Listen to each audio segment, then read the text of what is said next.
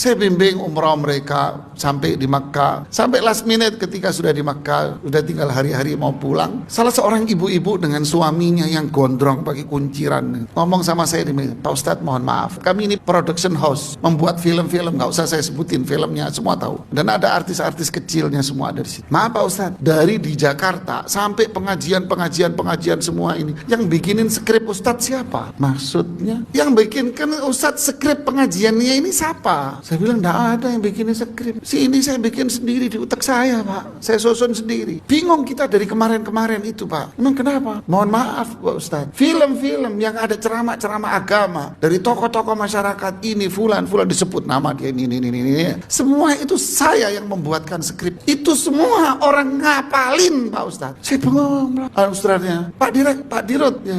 Ini aja Ustadz, ini aja kita pakai. Nanti kita nggak usah bikin skrip. Kan ilmunya di otaknya semua. Udah matur suwun Pak, biar saya ngajar di masjid-masjid saja. Terima kasih. Fitnah, diajari Islam yang benar, nanti muncul fitnah, hati-hati loh. Itu dai-dai fulan itu ekstrim loh. Nanti dikit-dikit ini, dikit-dikit syirik, dikit-dikit bid'ah, dikit-dikit ini kafir, dikit-dikit udah nggak usah. Terus yang maunya apa? Yang maunya sesuatu yang cocok dengan, loh ini bukan restoran Mas. Ya mohon maaf ya. Lalu apa solusinya Pak? Solusinya adalah hadis Rasul sallallahu alaihi wasallam. Sataftariku hadhil umma ala 73 firqah. Umat ini akan terpecah belah menjadi 73 golongan. Semuanya di neraka kata Rasulullah SAW. Kecuali yang satu saja dia akan masuk surga. Siapa dia? Man kana ala ma ana alaihi. Siapapun orangnya hidup di zaman manapun dia komitmen dengan petunjuk saya. Atau di riwayat yang lain ala mithli ma ana alaihi al-yauma wa ashabi. Yaitu mereka yang masih komitmen dengan saya dan para sahabat saya. Inilah cara beragama yang diajarkan Rasulullah SAW. Yang pada akhirnya pemenang itu cuma satu Pak. Tidak mungkin peserta 10.000 peserta lomba itu menang semua Pak. Tidak ada. Kebenaran itu harus satu. Nah mungkin semua itu benar Pak. Kalau semua benar, bubar aturan di perusahaan Anda. Ini adalah kompetisi. Siapa pemenangnya? Orang yang komit dengan cara Islam yang benar. Yaitu apa? Quran. Petunjuk Nabi SAW. Para sahabatnya. Para ulama tabi'in.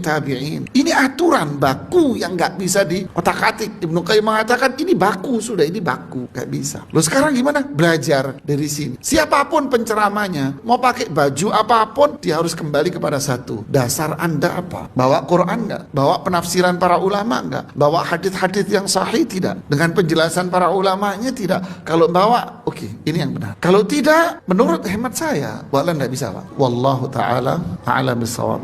Judul full kajian di YouTube.